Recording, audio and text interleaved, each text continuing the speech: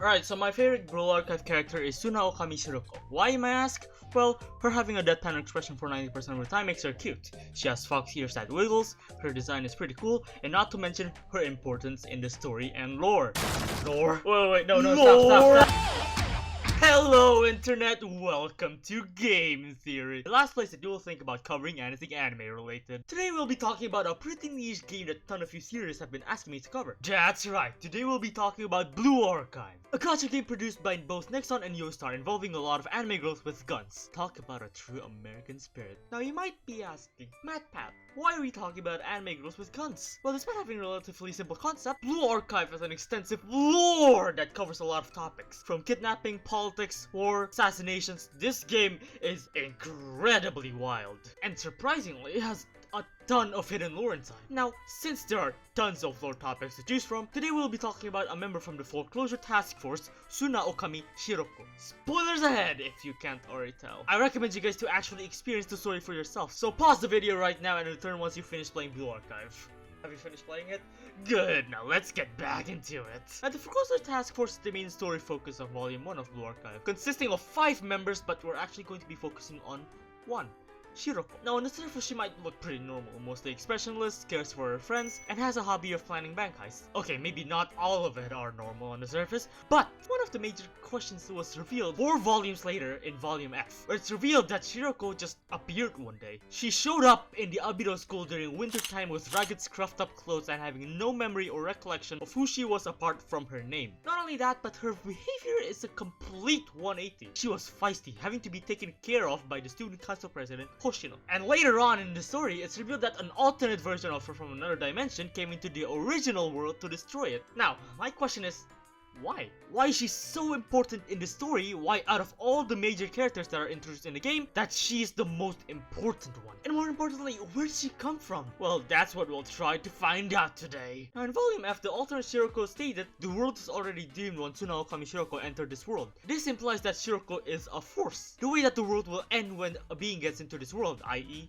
Shiroko. Another thing that I noticed after doing a little bit of digging, in the end of Volume F, the alternate Shiroko is called the Wolf God. Now this might sound cool, which, to be honest, is still pretty cool. But here's the thing, Abydos, the school that Shiroko's in, has an actual meaning to its name. Abydos, believe it or not, is an actual place in the real world. It is one of the oldest cities of ancient Egypt. This is where the Abydos school was inspired from, evidenced by the fact that the Abydos region in Kivotos is a desert area. I made me think, what does this have to do anything with Shiroko? Interestingly, in ancient Egypt, there's a wolf god named Whippoorwill, an ancient Egyptian god that's usually depicted as a dark grayish-haired wolf/jackal that was one of the first gods to be worshipped in Abydos.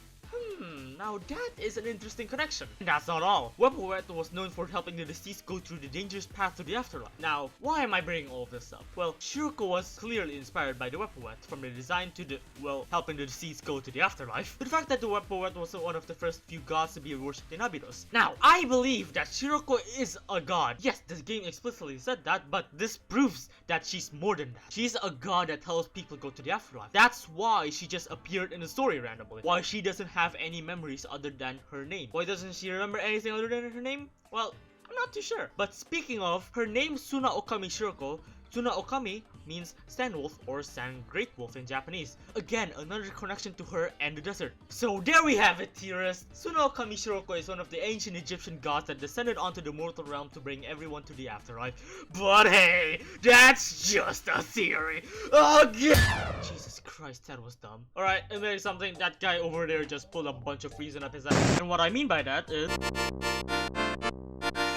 But does bring one point of why I like Shiroko as a character. Now don't get me wrong, there are tons of amazing characters in Blue Archive, from the amazing dork that Aru is, the lovable badass that is Hina, or maybe the love-hungry Wakamo. But Shiroko takes the cake for a lot of reasons. 1. Her character. The one word that I can think of that perfectly describes Shiroko as a character is akudere. She deeply cares about Sensei and her friends, as evidenced by Volume F where Shiroko Terror, the alternate Shiroko, broke down in tears after having every single member of the Foreclosure Task Force gone and almost killing Sensei. And her being caught in stressful situations can be pointed out when she got abducted, and the first thing that came in her mind is to rob the kidnappers. Number 2, her design.